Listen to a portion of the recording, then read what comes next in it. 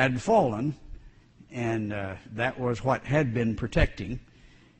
This is where 18 people were killed, and actually we got a 19th. No, that's actually my son here posing as one of the 19th. He found the vertebrae here of a donkey right next to the tower as we were excavating, and came up with the theory that maybe the donkey kicked the tower over. I don't think so, but we're enjoying ourselves as we're excavating in this area. The wall of Hezekiah is a very impressive find found by Eli Sucron. Again, back in 2 Chronicles 32, Hezekiah saw that Sennacherib had come, intended to make war on Jerusalem. He took courage, rebuilt all the wall that had been broken down, erected towers on it, and built another outside wall. So in addition to redirecting the water to the west side, he built an outside wall that we see here, protecting what Joab had climbed up through. And here it is. Kenyon referred to this specifically, said it didn't exist. There's no wall. If there was a wall, I would have found it. Well, if she had been if she'd been looking for it, I think she'd have found it. Obviously, I mean, this is hard to miss. This is huge. But when you're not looking for it and don't believe it's there, then it's easy to miss. And she did, but it's obviously there, just as described in Scripture. On the west side, the far extremity, there's a description of the wall that was built when Nehemiah was rebuilding the walls in chapter 2, verse 17. He rebuilt the wall of Jerusalem. Verse 8 of chapter 3 says they restored Jerusalem as far as the broad wall. This is as far as in the western direction goes. Well, you go to the western side and you look at the wall, and there it is, and it's 23 feet across. That's the broadest part of that rebuilt wall, and that's exactly the way it's described. The tombs of the house of David were one of the things Kenyon referred to and said there's no reference to the tomb. In 1 Kings 2 says that David slept with his fathers, was buried.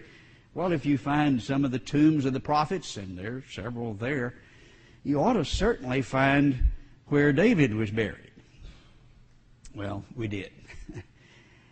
It was difficult because Queen Helena had made this her quarry, and I think it was a beautiful edifice initially, several indications of that. But you see where the square areas are. She's quarrying stones here to build her buildings and had destroyed this, but even the liberals now acknowledge, yes, this is David's and Solomon's tombs, and they were probably beautiful before Queen Helena destroyed them. The walls that surrounded the temple, a few portions of that do remain. Remember, of course, the story of the Romans marching in, destroying Herod's temple, and a portion of the retaining wall, not the temple, but the retaining wall, is seen here in what's referred to often as the Wailing Wall or the Western Wall. The upper portion that you can just barely see, the smaller stones, was built by the Crusaders. The midsection was done by Hadrian, but the lower section, the much bigger, more elaborate stones, were laid down by Herod, and actually they continue about 30 feet below the street level there. You can't see all of it, but here are some of those large stones that Herod built, and you can see the bosses around the edges. The southern extremity of that same wall was excavated about 15 years ago, and it's really interesting. Again, you see the small stones up top that were done by the Crusaders, and then at the base, Herod's wall. But notice this structure here in the side. It probably looked like this. In fact, there's real good indication that it did. It's referred to as Robinson's Arch. He excavated and found this a good while back, about 100 years ago, though they had not excavated below that. But this is where that arch connected and led to shops, the first-century shops that are down here in the foreground, arched over a first-century street. But all of where the Crusaders have built here, there were huge buildings, very elaborate buildings, that came tumbling down when the Romans destroyed this. Again, not the temple walls, but here the retaining wall around the temple. And what we see at the base of that wall then is where those huge stones hit that first century street and just pummeled it, destroyed it, which is exactly what we read about in Scripture. So those walls, together with the fact they have fallen, all testifies to just exactly what we read about in Scripture. As we read the description of the Temple Mount and the Pool of Siloam and this area of the city of David, we read of the stairs that go down to the pool. Nehemiah 3, when they're rebuilding it, spoke of the Pool of Siloam and the stairs that go down from the city of David. Well, about 10 years ago, a Bible-believing archaeologist excavated on the south side where they would be going down and found the stairs that go down, according to the Scriptures, to the Pool of Siloam. Now, it's about half a mile down there, and so we haven't got all of them, but they began looking at these stairs. Now, these would be significant. These are the stairs Jesus stood on. These are the stairs the apostles stood on. Right here is the Gate Beautiful, the edifice built into it, covering it up, built by, guess who? Queen Helena, Constantine's mother, who made all kinds. Why did she build it? I'm not sure. I don't know. But she covered up the Gate Beautiful. But right below where that area is where the lame man in Acts chapter 3 jumped up. And that's where Peter and John were preaching. As we turn to the right, we can see those stairs extending along the southern extent of the Temple Mount and toward Mount of Olives in the background. We're reminded of the statement that from the temple to the Mount of Olives was a Sabbath day's journey. How long is that? Well, there it is. You can see.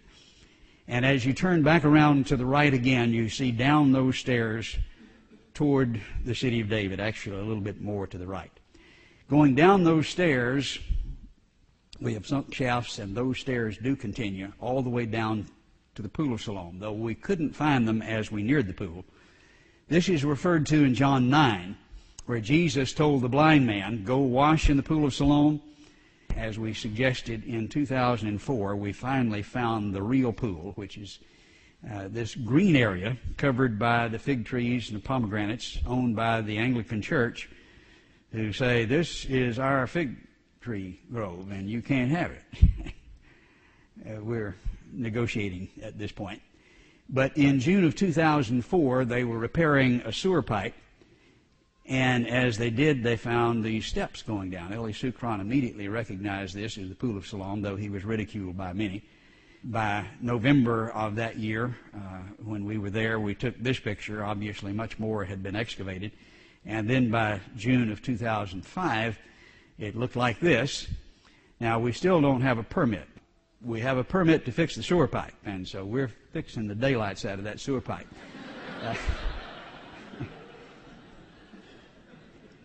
But this is what we believe the pool looked like from some shafts that we have been able to sink in various areas. You could have baptized 3,000 people there all at the same time. A magnificent pool. The Temple Mount is back to the left. This escarpment over here is blocking the way. And where are the stairs that go up to the Temple Mount? Well, there were stairs that we found over here, and they led to a plaza with a colonnade, and we thought, well, maybe they go this direction and then they turn and go back to the north. The more we excavated, the more we realized that was not the case. But here is the extension, as we showed, that goes all the way down to the Pool of Siloam. We have been excavating there since 2004, and here's my wife working with Ronnie Rach here in the red shirt, one of the supervisors. And this is the way it looked this past June. Obviously a huge pool, but where are the stairs? Well, this escarpment over here on the right is blocking the way, and we kept looking. Here's the description again from Nehemiah chapter 3. He repaired the wall by the Pool of Siloam, the steps going down from the city of David. Well, here we see one of the supervisors marching toward the area, and this arrow is pointing to what was found just a few months ago. There was an area in this escarpment that was just a little too symmetrical. It had been filled in with the debris from the destruction of Jerusalem, and it covered over this huge tunnel that went through the escarpment. And so you see the wooden stairs there just barely that lead right up to that area. And as we stepped through that, we saw, wow, there are the stairs that we've been looking at that go right on up to the Temple Mount. We learned more about that from Josephus, who describes these stairs and a tunnel that's underneath them. It was a sewage tunnel originally, but here we read news had reached him that many had earlier escaped from the sieges of Jerusalem and collect there. They were trying to get out of Jerusalem when siege was laid by the Romans. Arriving there at the spot, that is the Romans, they found these Jews who were in this tunnel down under the stairs, and he ordered the infantry to break down into the streets under the stairs, and you can see where the holes are broken there in the stairway. And they poured boiling oil down into the tunnel and killed 3,000 Jews, according to Josephus. Of course, many more killed in the siege, but this was one of the tragedies. We can go into that tunnel, we can see where they were, and here you see the stairs above them and the tunnel below. And that has been extended in the last few months, and it gets much larger, about 10 feet high. Notice the statement by Eli Sucron, who's one of the directors there of the city of David. He says, many of the Jews tried to escape Jerusalem. When the Romans pursued them, they broke the flagstones and descended into the canals of the drainage system, hiding for days at a time, as described by Josephus Flavius. You know what we discovered here in the tunnels? We found cooking vessels, pots with the remains of food inside, which Josephus, by the way, had mentioned. Stone vessels, other objects still preserved from that era. Our assumption is that these vessels were used by the Jews who were hiding there until they were caught by the Roman soldiers. Now, if you look in our artifact room, you'll see one of those pots that he refers to, that the Jews were carrying with them when they were burned alive in the tunnel. A much larger portion has just been revealed and was announced September the 11th of this year. And so this is an ongoing saga. But we found it because we believe what the Bible said. And we're looking exactly where the Bible said it should be, and that's where we found it. Let me mention one more thing before we conclude this evening. This was announced in the New York Times in 2005. King David's palace is found. The thing that Kenyon said is not there, don't look, just forget it. An Israeli archaeologist says she's uncovered in East Jerusalem what may be the fabled palace of the biblical King David. King Tyre sent messengers to David with cedar trees, carpenters, stonemasons. They built a house for David. So King Tyre is the capital of Phoenicia, and he's building a house for David. Of course, he married his daughter. And so we would look for a Phoenician-style palace in the middle of Jerusalem, which would be rather easy to identify, and that's exactly what Alat Mazar has found. She's with Hebrew University. It was her grandfather who found those steps on the southern part of the Temple Mount that there beside the Gate Beautiful. Where is this monumental building? Well, here's a monumental building that she found. It is huge. This is what was uncovered. Actually, just this picture was able to be taken this year, and that's just a part of it. It continues on the other side of the street. It's at least 6 stories high. And from this picture on the other side of the street where we were working this past summer, you can see the levels as it goes down and down and down. It is huge. Monumental is almost a trivial word by comparison, and it was a joy to be able to work there and to be able to help excavate this. You can get a little bit of idea of the work that's going on.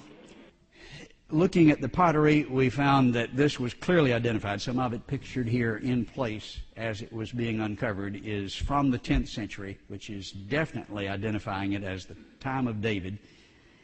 The location is seen just below the Temple Mount, as indicated here by this square. Notice her description of how she found it. And this is from the New York Times. Archaeology is technical,